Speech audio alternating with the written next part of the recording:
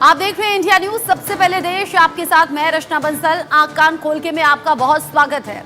बिहार में पूजा और इफ्तार पर सियासी तकरार छिड़ा हुआ है। सियासी बवाल इसको लेकर तब शुरू हो गया जब आरजेडी नेता तेजस्वी यादव दरभंगा के मंदिर गए, तिलक लगाकर अहिल्या देवी मंदिर में पूजा पाठ की। लेकिन पूजा के बाद जब तेजस्वी इफ्तार पार्टी में शामिल होने के लिए पहुंचे तो उनके माथे से टीका गायब था और टोपी ने जगह ले ली थी। तेजस्वी की इन तस्वीरों के आते ही सियासी घमासान भी शुरू हो गया। बीजेपी ने तेजस्वी पर वोट के लिए मुस्लिम तुष्टीकरण का आरोप लगा दिया, साथ ही माफी मांगने की मांग भी की, जिस पर आरजेडी का जवाब भी फौरन सामने आ गया। आरजेडी ने बीजेपी पर दोहरा मापदंड अपनाने का आरोप लगा दिया। आरजेडी नेताओं ने पूछा कि जब नीतीश कुमार इफ्तार पार्टी करते हैं तब बीजेपी चुप क्यों रहती है? हम तो गंगा जमुनी तहजीब को मानते हैं। अब ऐसे में सवाल ये कि चुनाव आते ही टीका और टोपी पर तनाव आखिर क्यों? आज इसी मुद्दे को लेकर बात करेंगे। तमाम खास मेहमान साथ में जुड़ेंगे, लेकिन उससे पहले रिपोर्ट जरा देखिए।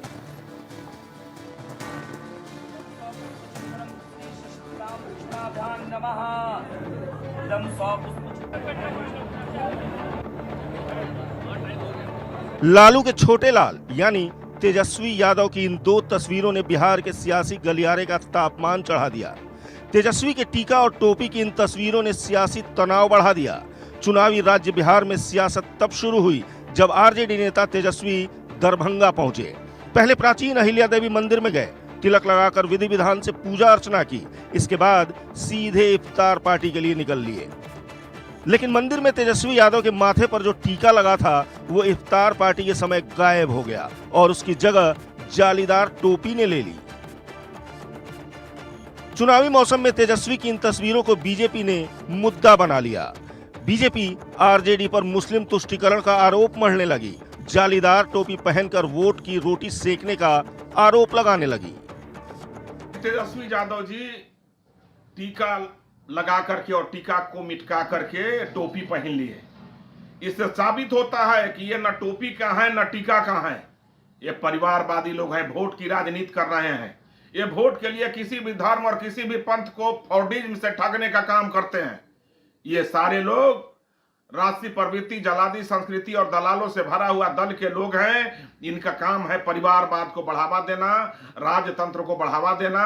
और श्री तेजस्वी यादव जी को क्षमा मांगना चाहिए इस समाज से कि इस तरह के जो काम किए हैं कि टीका मिटका करके टोपी पहनने का काम किया है, सामाजिक रूप से क्षमा मांगने का काम करना चाहिए। तेजस्वी से बीजेपी ने माफी मांगने की मांग की, लेकिन जब तेजस्वी के इफ्तार पर तकरार छिड़ी तब नीतीश कुमार अपने आवास पर इफ्तार पार्टी का आयोजन करने जा रहे हैं। 23 मार्च को नीतीश इफ्तार पार्टी की दावत देंगे और इसके पीछे जेडीयू का तर्क क्या है, ये भी सुनिए। हम सर्वधर्म समभाव की विचारधारा में विश्वास करने वाले लोग हैं। आदरणीय नीतीश कुमार जी ने एक ऐसा बिहार बनाया है जहां सभी जाति धर्म के लोगों को अपना काम करने की छूट है। सब लोग आपसी समन्वय के साथ रहते हैं। तेजस्वी यादव जी दरभंगा दौरे पर जाते हैं और जिस तरह का आचरण उन्होंने प्रस्तुत किया है उससे साफ है कि अपीसमेंट पॉलिटिक्स उनकी पहली पसंद है। तुष्टीकरण की नीति पर वे लोग काम करते हैं। बिहार में मौसम चुनाव का है तो तेजस्वी के टीका टोपी पर तनाव बढ़ने लगा। लेकिन जब बीजेपी और जेडीयू तेजस्वी पर आरोपों के तीखे बाण चलाने लगे तो लालू के सिपाहियों ने भी मोर्चा संभाल लिया। आरजेडी ने बीजेपी पर फौरन पलटवार किया। भारत की जो गंगा जमुनी संस्कृति है उसको कहीं ना कहीं मजबूत किया है। अब भारतीय जनता पार्टी के लोगों को नज़रिया और चश्मा बदल लेना चाहिए, क्योंकि देश के अंदर जो गंगा जमुनी संस्कृति है उसकी मजबूती के लिए, जो देश अनेकता में एकता का मिसाल रहा, उसकी मजबूती के लिए तेजस्वी जी ने जो 15 साल पति पत्नी का शासन चलाया, जिसको माननीय न्यायालय ने जंगल राज की संज्ञा दी। और मैं आपको बता दूं कि उस दौरान न्यूयॉर्क टाइम्स में एक खबर छपी थी बिहार के संदर्भ में। उसमें न्यूयॉर्क टाइम्स ने बिहार को the darkest part of the world कहा था, क्योंकि इनके तो लॉ एंड ऑर्डर की स्थिति तो चौपट ही थी। साथ ही साथ लगातार आप संवैधानिक संस्थाओं को मुंह छिराने का ये काम कर रहे थे। और वर्तमान में राष्ट्रीय जनता दल राज्य स्तर पर लोकतंत्र के लिए सबसे बड़ा काला धब्बा है। मैंने बिहार की जनता ने मुहिम स्टार्ट कर दिया और 2025 के बाद बिहार आरजेडी विहीन बिहार की राजनीति सुरक्षित होगी। मैं आपको बतला दूं कि तेजस्वी जी मुस्लिमों की बात, अल्पसंख्यक भाइयों की बात करते हैं और कांग्रेस वाले इस तरह के बयानबाजी करते हैं। दुर्भाग्यपूर्ण इसलिए भी है कि बिहार ने 1989 टू 1990 तक के बीच भागलपुर में जो दंगे हुए थे, लगभग 2 साल तक लगातार दंगे चलते रहे कांग्रेस शासन के दौरान। जब राष्ट्रीय जनता दल माई समीकरण के आधार पर सत्ता पर काबिज हुई तो उसने अल्पसंख्यक भाइयों के लिए कुछ नहीं किया। लेकिन जब हमारे आदरणीय नेता नीतीश कुमार 2005 में सत्ता में आए तो उन्होंने क्या किया बतलाते कि 2 जांच आयोग का गठन, पहले जांच आयोग एग्जीक्यूटिव हेड के अंतर्गत, सेकंड जांच आयोग जुडिशियल हेड के अंतर्गत प्रोक्योरिंग जांच आयोग का गठन किया गया। और जांच आयोग के फाइंडिंग के आधार पर जो पीड़ित परिवार थे 927 मिसिंग और डेड पर्टिकुलरली जो पर्सन थे, उनके आश्रितों को सरकार ने बेसिकली पेंशन देना प्रारंभ किया। पहले यह राशि 2500 रुपया थी, अब 5,000 कर दी गई। लगभग 11,500 जो पर्टिकुलरली जो प्रभावित परिवार थे उनके पर्टिकुलरली पुनर्स्थापना की प्रयास सरकार ने किया। बुनकर बंधुओं के लिए सरकार ने विशेष प्रावधान किए। साथ ही साथ हमारे नेता सत्ता में आए, आप देखिए हमारे नेता, my leader is true secular, आप समझिए वो सभी धर्मों को साथ लेकर चलने वाले लोग हैं और सभी धर्म को वो अपना परिवार मानते हैं, पूरे बिहार को ये परिवार मानते हैं। ये अपीजमेंट की पॉलिसी की राजनीति नहीं करते, राइट। कभी भी आप देखिए कि जब हमारे नेता यहाँ आए तो मंदिरों का घेराबंदी तो करवाया ही, साथ ही साथ लगभग 9,500 कब्रिस्तानों का घेराबंदी सुनिश्चित करवाया। इस कारण क्योंकि राजद के गुंडे उस क्षेत्र में इंक्रोच कर रहे थे, वहां तबेला, राइट, जानवरों का पालन पोषण करना प्रारंभ उन लोगों ने किया था, राइट, जिससे मानवता और धार्मिक पर्टिकुलरली जो भावनाएं ठेस पहुंचती थी। हमारे नेता ने घेराबंदी करवाया।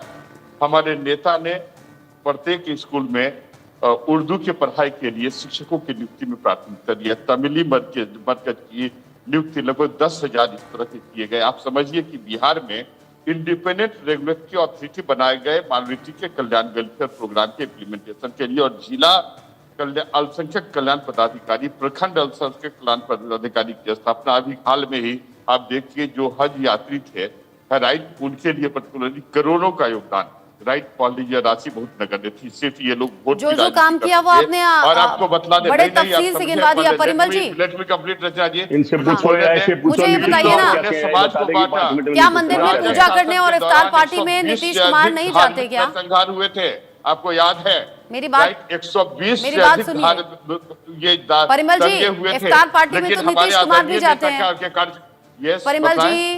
परिमल जी, नीतीश कुमार भी इफ्तार पार्टी में जाते हैं, तब नहीं कहते जीवेश कुमार जैसे नेता, देखिए तब नहीं कहते कि धर्म परिवर्तित कर लीजिए। जाते ही नहीं, देखिए हमारे आदरणीय नेता सिर्फ जाते ही नहीं, प्रत्येक धर्मों के साथ धार्मिक जो भावनाएं उनकी होती है उनके साथ उनके सम्मान को प्रमोट करने के लिए वो लगातार प्रयास करते हैं। जब आपको याद ही होगा उस दिन पहले लालू जी ने कहा था कि कुंभ बेकार है। इसके पहले जब ये राष्ट्रीय जनता दल हमारे साथ गठबंधन में थी तो इनके अधिकांश समय हिंदू देवी देवताओं को गाली देने में बीता। तो देखिए इनकी जो सेकुलरिज्म है ना वो नेगेटिव टाइप की सेकुलरिज्म है। ये गाली देकर चाह रहे हैं कि अल्पसंख्यकों को अपनी ओर मिला लें। मैं आपको बतला दूं कि राजद न मुस्लिमों की है न यादवों की है। मैं आपको बतला दूं कि इनकी स्थिति राजद परिवार की स्थिति उत्तरी कोरिया के किम जोंग उन की पत्रकार को भी सुन लेते हैं। मैं नहीं, लेट मी कम कंटिन्यू। आपको मैंने बहुत टाइम दे दिया है, बाकी भी पैनलिस्ट हैं। परिमल जी, बाकी भी पैनलिस्ट हैं मेरे साथ में, फिर वो लोग बोलेंगे। आपको मैं ज्यादा टाइम दे चुकी हूँ ऑलरेडी। मैं अजय कुमार झा जी से पूछ लेती हूँ। अजय कुमार जी, तुष्टीकरण की राजनीति का आरोप आरजेडी पर लग गया, लेकिन मेरा सवाल ये है कि चुनावी मौसम देखते हुए करते तो ये सब है। बिल्कुल, इसमें कोई संदेह नहीं है रचना जी। ये वैसे भी जनता दल यू निश्चित तौर पर इतनी बात तो तय है कि वो इस मामले में थोड़ा सा न्यूट्रल तरीके से चलती रही है, इसमें कोई संदेह नहीं है। और पर इन बातों पर मैं बाद में आऊँगा, लेकिन ये सब चीज़ें जो हो रही हैं उसमें कुछ भी मुझे ऐसा नहीं लगता है जो नहीं होता तो शायद बेहतर होता, यही होगा। अभी चूंकि इलेक्शंस आ रहे हैं और इलेक्शन के नज़रिए सभी पॉलिटिकल पार्टियां अपनी अपनी पोजीशनिंग कर रही हैं कि उन्हें क्या करना है क्या नहीं करना है। और ख़ास करके जब एनडीए लगातार सत्ता में बनी हुई है तो INDIA खेमे में जितनी भी पार्टियां हैं या उससे थोड़ा हटके भी हैं, तो सबों के लिए ये बहुत बड़ा चैलेंज है कि एनडीए को कैसे परास्त किया जाए। और एनडीए में, या अगर भाजपा की ही बात ले लें, तो भाजपा ने कभी ऐसा तो नहीं कहा कि वो मुस्लिमों के लिए नहीं करेगी, जो काम करेगी बीजेपी के लिए करेगी। ये तो कहीं से कोई ऐसा रिकॉर्ड भी मुझे नहीं दिखता है। वैसे अब तोहमत लगाने के लिए लोग उन पर लगाते हैं, लगाते रहते हैं, तो वो एक अलग इशू है। लेकिन जहां तक अभी जो घटना घट रही है, उसमें एक ही चीज मुझे लग रहा है कि देखिए, अगर मानते तो देखिए अपने अपने धर्म को, जो जहां भी है, जिस पार्टी में है, वो तो मान ही रहे हैं। और लालू जी के परिवार के विषय में अगर कोई चर्चा करे और कहे कि वहाँ धर्म की बात नहीं होती, हिंदू धर्म और सनातन धर्म की बात नहीं होती, तो ये बेमानी है, ऐसा नहीं है। उनके घर में तो काफी कुछ पूजा पाठ वाला संस्कार रहा है और अभी भी है, इसमें तो कोई दो राय है ही नहीं, एवरीबॉडी नोज इट। लेकिन अभी चूंकि इलेक्शंस के समय आ रहे हैं, और जो एक वोट का जो एक माना जाता है कि मुस्लिमों के का वोट राजद के लिए एक महत्वपूर्ण वोट बैंक आप कह सकते हैं कि रहा है, और इससे वो खोना इसलिए नहीं चाहते हैं कि वह इनको एक धार देगा, मजबूत धार देगा, क्योंकि आने वाला समय कठिन होने वाला है। अभी जो चुनाव होने वाला है, नीतीश जी और भाजपा साथ में जब तक रहेगी, या एनडीए जब तक साथ में रहेगी, तब तक ये एक बहुत बड़ा चैलेंज रहेगा।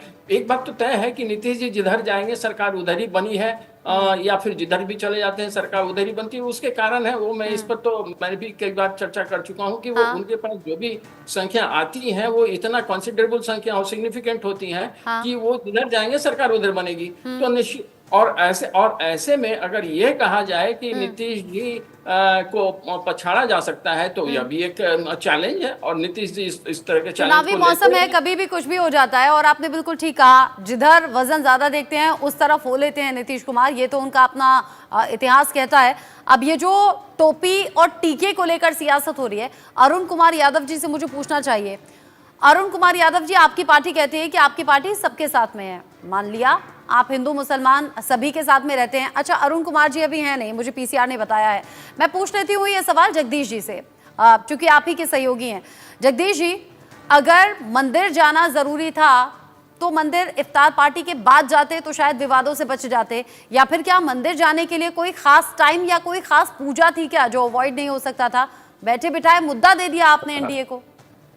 देखिए, मैं समझता हूँ भारतीय जनता पार्टी तो राई का पहाड़ बनाती है भाई। सिचुएशन अब जैसे बीच में आपके डिबेट में हुआ कि नाके जा सकते, तो इनको क्या पता हो सकता नाके गए टीका मिटका हो। आपने भी शुरुआत करी, ये इशू नहीं होना चाहिए भाई। जब प्रधानमंत्री जी गुरुद्वारे जाते हैं तो बिना सर पे कुछ रखे जाके दिखाए ना, क्योंकि हर अपने अपने धर्म की परंपरा है। अब उन्होंने सोचा कि भाई ठीक है इफ्तार पार्टी में जा तो टोपी पहन लेता हूँ, ये जो था कि उन्होंने टीका जान के मिटा दिया, जान के दिखाने मिटा दिया। क्या बात जिस पर बहस इतनी बड़ी हो रही है, कमाल की बात है, बहस उस पर हो रही है कि गरीब आदमी मर रहा है, महंगाई तेज हो रही है, डीजल पेट्रोल महंगे हो गए हैं। अच्छा, अब ये कैसे पता चलेगा? अच्छा, अब ये कैसे पता चलेगा जगदीश जी? जगदीश जी, अब ये कैसे पता? देखिए, मंदिर में कैमरा पहुंच गया, इफ्तार पार्टी में कैमरा पहुंच गया, अब ये कैसे पता चलेगा कि मंदिर में जाने के बाद नहाए थे तेजस्वी यादव और फिर इफ्तार पार्टी गए थे? ये पता कैसे चलेगा? भाई ये तो फिर यही बताएंगे बीजेपी वाले, ये ज्यादा ध्यान रखते हैं तेजस्वी यादव पे। मैं तो कहता हूँ हालात कैसे, तो उस पर चर्चा नहीं है। राजेश सिंह जी, नहीं चले गए, राजेश जी जरा बताइए तो सही, ऐसा होता है? देखिए, इंसान अगर किसी इवेंट में गया, किसी कार्यक्रम में गया, अगली जगह जब कहीं जाना है, साफ सुथरे धुले कपड़े पहनना, कई बार इंसान नहा भी लेता है। हो सकता है इफ्तार पार्टी में जाने से पहले नहाए हो तेजस्वी? हाँ, देखिए रचना जी, आपकी बात को मैं बड़ा गौर से सुन रहा हूँ। आप जिस तरह की, मैं आपको सम्मान करता हूँ, माफ करिएगा, आप अभी एक बात बोले कि जिस तरह भारी होते हैं नीतीश कुमार उधर जाते हैं, इस तरह की भाषा अच्छा नहीं होना, अच्छा नहीं लगता है। पलड़ा भारी जिधर होता है उधर नहीं जाते क्या? पलड़ा जिस तरफ भारी होता है उस तरफ नहीं जाते क्या? मैंने क्या गलत कहा? बिहार से जुड़े हुए नहीं हैं, बिहार कोई नया जीवन। आप बिहार में 5 किलोमीटर लोग नहीं चल सकता था, ना रोड था, ना कोई व्यवस्था थी, ना कोई बिहार की प्रति व्यक्ति 7,000 थी, आज 85,000 है। नीतीश जी का देना है, 0 लेवल पर बिजली है। 1 मिनट के लिए मैं कह रही हूँ जहाँ पलड़ा भारी देखते हैं उस तरफ नहीं होते क्या नीतीश कुमार? परिमल जी को इतना खराब नहीं लगा जितना आपको लग गया?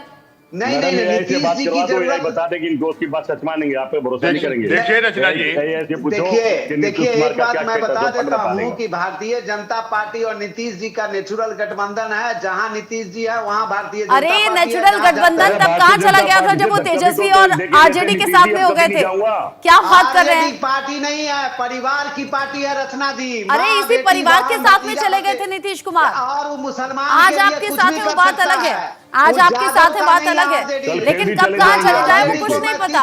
आने वाले चुनावों में भी कहाँ चले जाए वो कुछ नहीं पता। नीतीश कुमार को लेकर सिर्फ बिहार नहीं पूरे देश में लोग कहते हैं आने वाला चुनाव में आरजेडी का बोरिया बिस्तर बिहार की जनता बांध देगी, जिस तरह कांग्रेस को आने वाले चुनाव में मोदी जी ने ऐसा सिस्टम कर दिया, नीतीश जी घर बैठ जाएंगे उम्र से भी और चुनाव से भी, जो मोदी के सामने आकर निपटा दिया इन्होंने। कोई नहीं, आप चुनावी माहौल बनाइए। आप मुझे ये बताइए, जो हम बात कर रहे थे टीका और टोपी की, अगर तेजस्वी इफ्तार पार्टी में ना कर गए हो तो क्या करेंगे आप, और उसका कैसे पता लगाएंगे? ये तो सीधा तेजस्वी से पूछना होगा। कोई बात की जानकारी कहाँ से होगा क्यों नहा के गए? एक एग्जांपल दिया जगदीश जी ने, एक एग्जांपल दिया जगदीश जी ने। क्या नेता को प्रधानमंत्री 5 बार कपड़े बदलते क्या नेता के पास टाइम नहीं होता नहाने का? आप क्या बात कर रहे हैं? नेता विरोधी दल को क्या 3 बार टाइम रहता है क्या नहाने का? पॉलिटिशियन जो अरे भाई 10 बार नहा लो, इसमें भी बैन लगाओगे? नहीं भाई, ये तो कांग्रेस कल्चर में ना कि 15 बार नहा लो तो देश को नहाने की। मोदी जी तो दिन में 5 बार कपड़े बदलते हैं, तो नाकी बदलते हो या पसीने में वही कपड़े तुम्हारे पहले तो आपके नेता मोदी जी हमको देखते हैं सुबह कैसे कपड़े, दोपहर में कैसे पड़े, शाम को कैसे, रात को कैसे। एक काम करती हूँ मैं, आप दोनों को चुप करा देती हूँ, मैं एक पत्रकार को सुन लेती हूँ। अजय कुमार जी, हालांकि हंसी आ रही है मुझे बातें करते हुए, लेकिन राजनीति का इस तरफ यही रह गया है क्या? कौन कितनी बार नहा रहा है, कौन कितनी बार कपड़े बदल रहा है?